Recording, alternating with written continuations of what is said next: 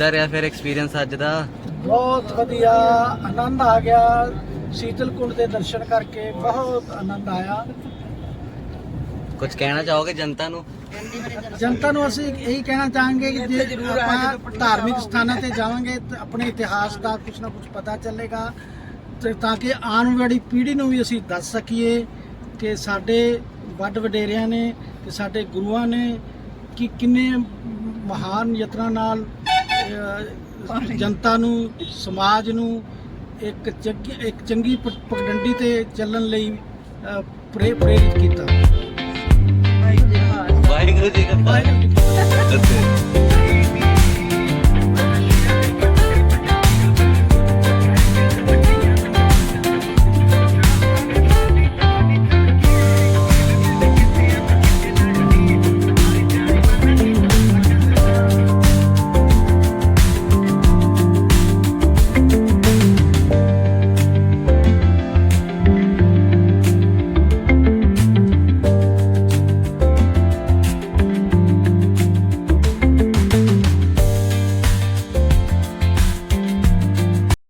है हमें post graduate करने के बाद गाइड की लाइसेंस मिलती। सॉरी सर, हमें वेतन नहीं मिलता, इसलिए पैसे के लिए आपसे कहना पड़ता है।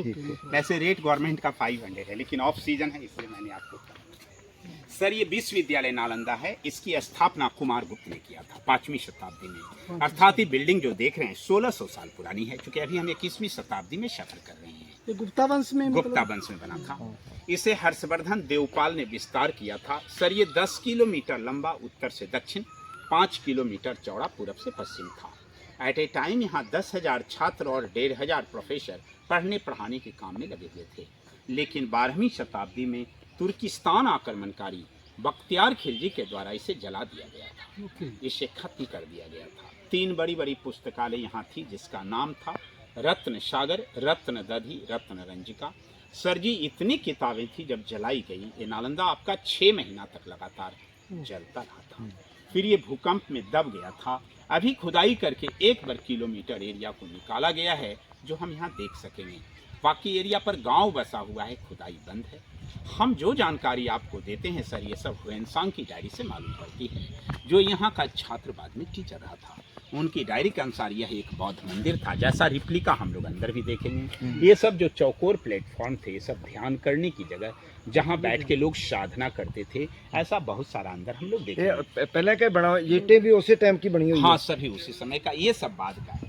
बाकी कंस्ट्रक्शन जो सामने देख रहे हैं सब ओरिजिनल है, सब मिट्टी से दबा हुआ था। ये देखिए आज से 100 साल पहले इसकी खुदाई चल रही थी। इतने लेबर लोग खुदाई में लगे हुए थे, और ये सब जो मिला है हम अंदर चल कर के देखेंगे।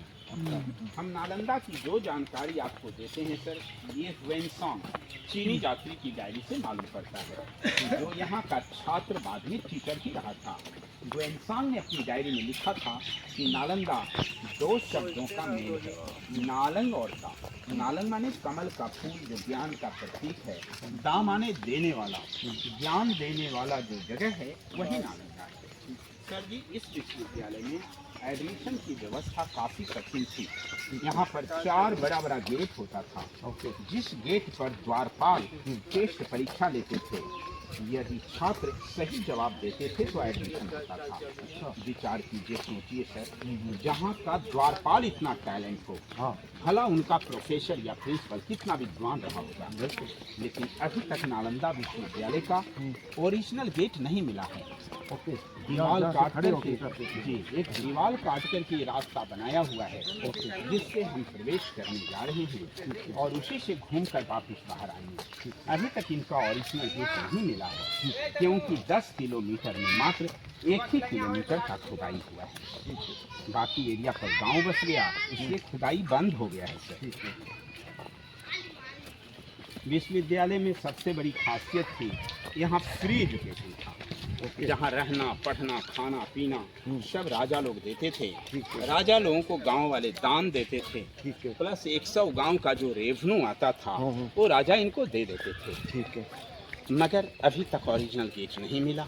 ये सब दीवार ओरिजिनल है। ये सीमेंट का जो सपोर्ट देख रहे हैं ये सब बाद में दिया गया है, इसको बचाए रखने के लिए। सीमेंट वाला सपोर्ट वो सब ओरिजिनल दीवार है।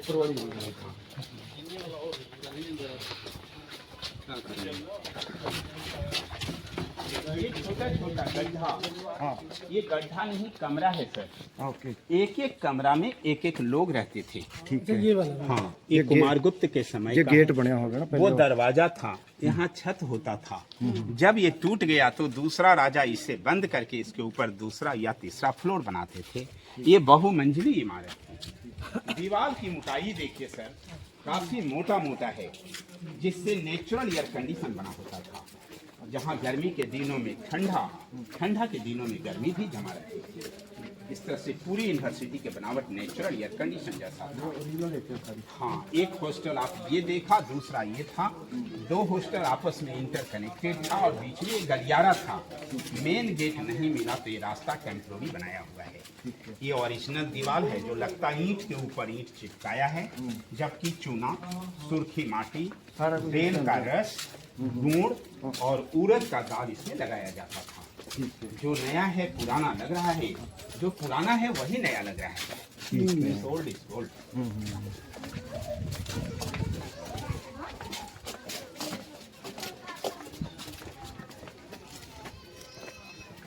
वो लाइन बौद्ध मंदिर है जो दो तरह का होता था, कुछ कमरा नुमा और कुछ स्तूप जैसा। और ये लाइन सर बिहार है, हॉस्टल जहाँ लोग रहते पढ़ते थे। तो अंदर करके हॉस्टल को हम लोग देखते हैं। ये सब ध्यान करने का जगह है जहाँ बैठ के लोग ये ओरिजिनल रहते हैं सर। हाँ, ये और ये सब बात है। ये बात अब आप एक हॉस्टल में जा रहे हैं सर जी। हर हॉस्टल के प्रवेश द्वार पर इधर भी और इधर भी दोनों तरफ में भगवान बुद्ध का मूर्ति होता था। ठीक है। लोग अंदर जाते थे, लोग बाहर आते थे, मूर्तियों को नमस्कार करते थे। ठीक है। इनका मंत्र होता था नमो तस्य भगवतो अर्हतो सम्मा बुद्धस्य बुद्धम शरणं गच्छामि, धम्मं शरणं गच्छामि, संघं शरणं गच्छामि। अब हम एक हॉस्टल में आ गए। हर हॉस्टल में 108 लोग रहते थे, जिनके लिए 2 कॉमन बाथरूम होता था। ये स्नान घर है। असली बाथरूम। ये असल में जी हाँ, जहाँ लोग कुआं से जल ला करके स्नान करते थे। ये स्नानागार है सर, देखिए। रहता है, इसी तरह खुला रहता था। चलो अच्छा क्या ये ओरिजिनल दीवार है और ये बाद का, जो बाद का है वही पहले वाला देखिए। हर हॉस्टल के दक्षिणी पश्चिमी कोने से एक सीढ़ी होती थी जो इनके ऊपरी इमारतों को जाता था, लेकिन ये 9 सीढ़ी के बाद टूट गया है। थोड़ा सा चढ़ के आइडिया देखिए, मात्र 9 सीढ़ी वहाँ बचा हुआ है। 1 2 3 4 5 6 3 और ठीक है। ऊपर से खाली है। हाँ, ऊपर ये टूट गया, ऊपर तो मंजिल छत पर से जाने का रिमूव होगी ना, हाँ खुदाई की थी ना।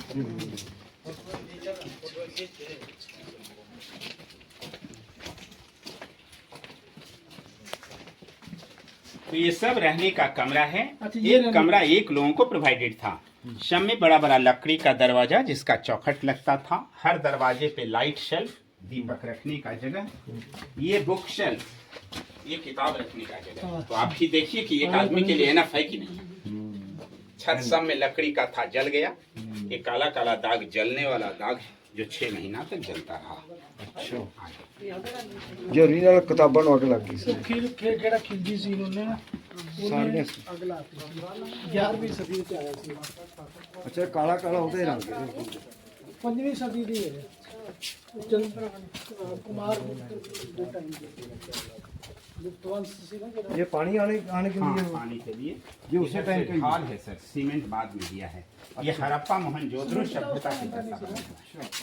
चूना उड़द की दाल और कई चीजें पाती हैं। शहर जी पाते सी कई कुछ। हाँ, कोई बात ये क्या है? ये खबर सी दे रहा है।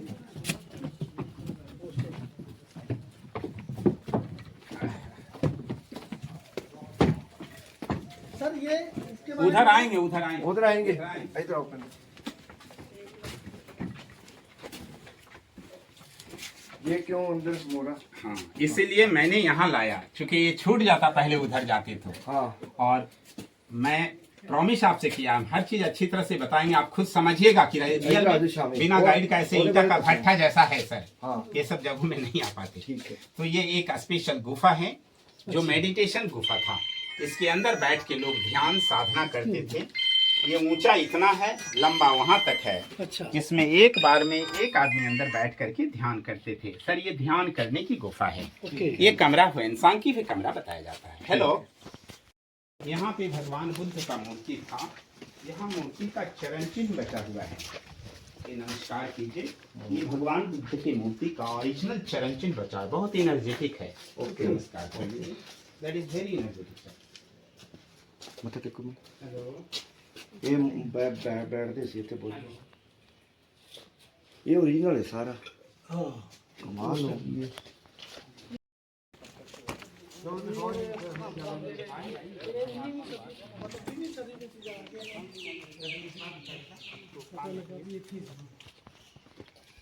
हर हॉस्टल का आंगन इनका क्लासरूम होता था सर। ओके ये क्लासरूम है। हाँ ये लेक्चरल स्टैंड है, यहाँ से टीचर पढ़ाते थे। यहाँ से जी हाँ, पत्थर पिलर के लिए था। वो कुआं था जल की सुविधा के लिए। ओके ये दोनों गोदाम था जहाँ वो चावल रखते थे। ठीक है। और ये बगल में चूल्हा है, नीचे से काठ की लकड़ी लगाने पर लोग यहाँ भोजन बनाते थे। तो रहना, पढ़ना, खाना पीना सब छात्रा। हॉस्टल है ये छत गल गया सारा है, छत तो लकड़ का। इधर से आ जाइए।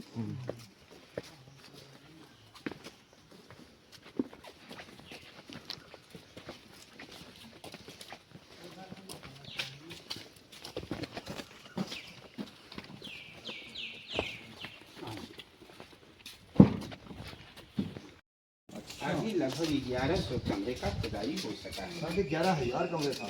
10,000 छात्र का और 1,500 टीचर का। उस टाइम सब तो बड़ी ये इंस्टीट्यूट था।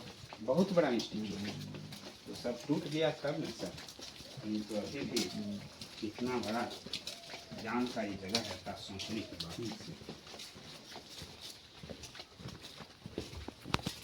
बात। तो ताई खुदाई हुई ना जी। हाँ जी, आइए। खुदाई होने के पहले इमारत वैसा दबा हुआ था, वो जो टीला जैसा देख रहे हैं। हाँ खुदाई 2 लाइन में हुआ। एक line same to same 11 hostel, इधर 11 मंदिर। हाँ ये सर एक हॉस्टल है जिसका आंगन क्लासरूम था, ये ऊपर जाता था हॉस्टल पर। तो इधर सेम हॉस्टल से मंदिर जिसका ये मेन टेम्पल है, ये अंदर से सॉलिड है। इसके ऊपर बुद्ध की मूर्ति थी जो टूट गई सर। ठीक है। आसपास में जो बाकी गोल गोल जैसा देखते हैं और चौकोर वाला, ये ध्यान करने की जगह गोल वाली सब समाधि है। जो विद्यार्थी प्रोफेसर मर जाते थे उनकी याद में यही समाधि बनती थी। अच्छा। अब ये डैमेज है, इसलिए इससे आगे जाना मना है। इच्छा है तो लोग आगे बढ़ के फोटो तो लेते हैं, बाहर यहीं से जाना है। यहाँ के बाद हमारा गाइड वर्क समाप्त होता है। धन्यवाद।